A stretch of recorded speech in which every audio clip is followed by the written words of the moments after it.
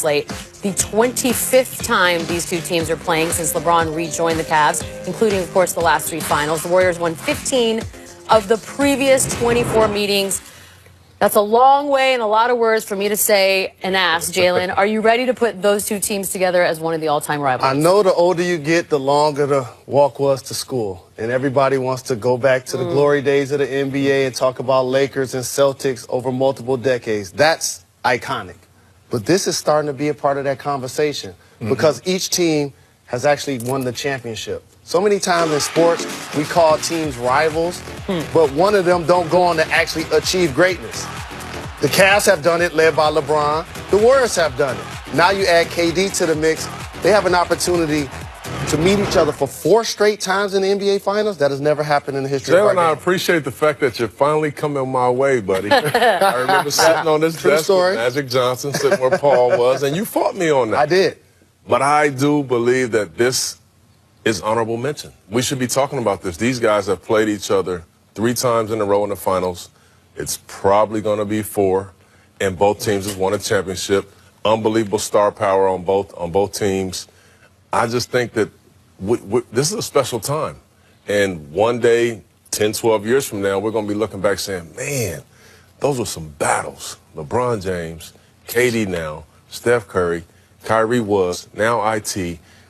I think it's great now, and I think it's definitely in the conversation. It's definitely great. When you look at the players involved in all of this, I mean, you say LeBron, KD, Steph Curry.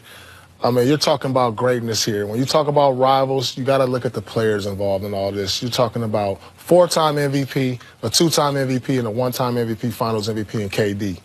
So potentially, you could say you have 3 guys that'll probably be a top 50 all time.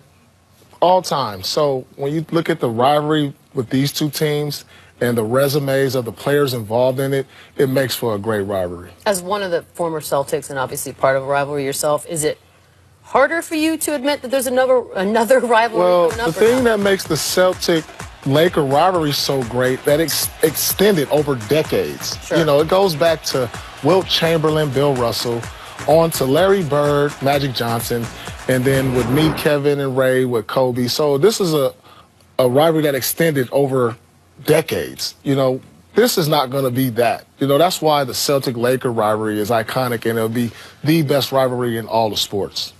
I like how you did you sneak that hairline? Yeah, I still got a hairline now. Come on, just a little. This hat. By the way, I'm just Jalen. Your pajama outfit is serious. That's very distinguished. Yeah. You're like the wealthy gentleman. It's called Thurston Howard III. Yeah. Youngster. You need a pipe. That's the black Q Hefner right there. This is the 28th Christmas Day game at the new Madison Square Garden, most for any arena in NBA history.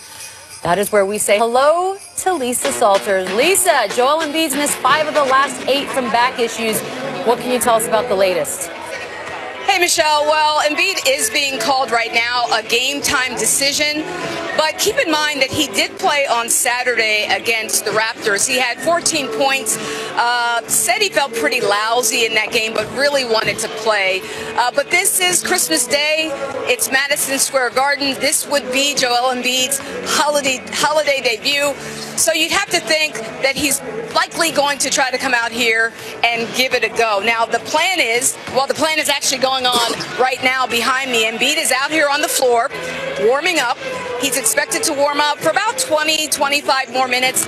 And then he will go back to the 76ers locker room and he will let the team know, he will let head coach Brett Brown know if he's good to go or not. So I've been told in about half an hour, be back at the 76ers locker room, and I will know if Joel Embiid is indeed going to play. But let's assume that Embiid does play this afternoon. That would mean that we would have 2 7-footers out here on the court at the same time, and both averaging at least 20 points a game. So, Chauncey, I have a question for you. Who has the most upside, Joel Embiid, who has been injured in his career a lot, or Kristaps Porzingis? Who are you going with? Good question, Lise, and Merry Christmas to you. That's a good question. Here's what I think. And we've heard this all before. Availability is the greatest ability, right? Kristaps has only missed 32 games in 3 years. Joel Embiid only played 31. So while Joel Embiid is one of my favorite players to watch, and I think he's the best entertainer that the game's seen since probably Shaq as a player, Kristaps is just, I think he's an unstoppable force down there with his point of his length. He gets to his sweet spots. He does a lot of great things. 7'3", shooting threes, taking off the dribble. One thing about it, when you can shoot basketball and you're skilled and you don't rely on your athleticism, you're going to have a long run in this league.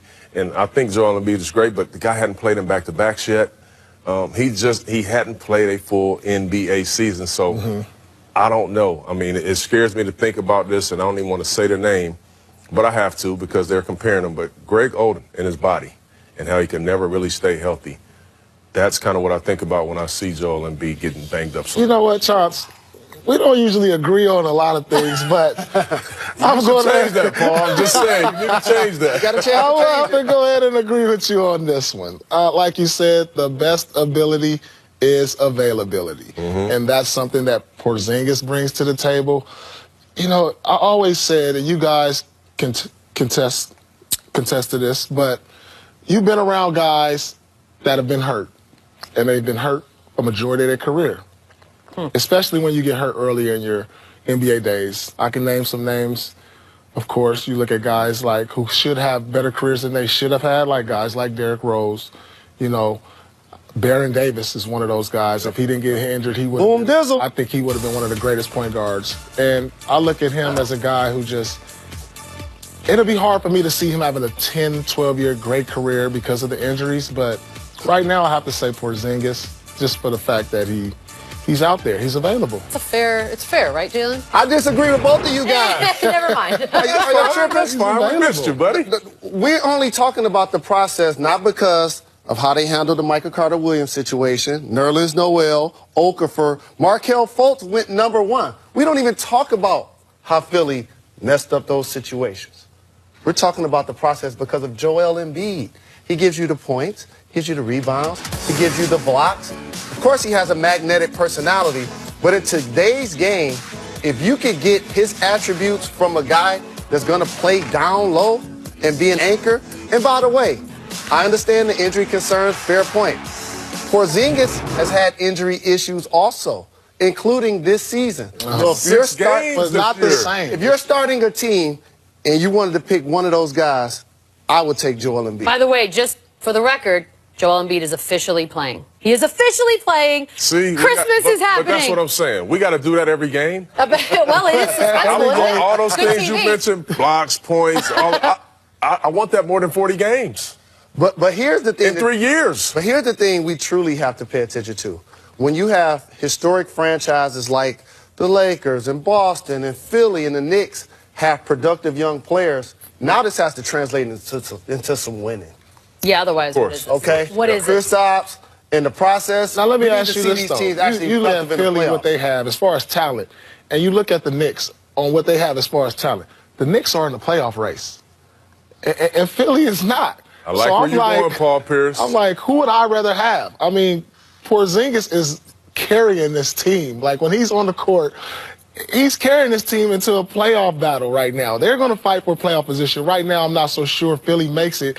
And a lot of people would say Philly has the biggest upside as far as a young team. I'm not so sure. Chauncey, we need Philly in that playoff race. Right? Oh, we need a bad. I want to see Sixers Embiid in that But playoff that- race. and Simmons killing somebody in the every day. playoffs. I need him in there. Today's Rising Star brought to you by Mountain Dew. Yeah, put your hat back on. 76ers back rookie Ben on. Simmons enters today averaging 17 points, over 7 assists, and nearly 9 rebounds a game. Only one other rookie has averaged those kind of marks in a season. His name was Oscar Robertson in the 60-61 campaign. Numbers. The new Eric Grant Hill right there. After the break, is Carmelo Anthony really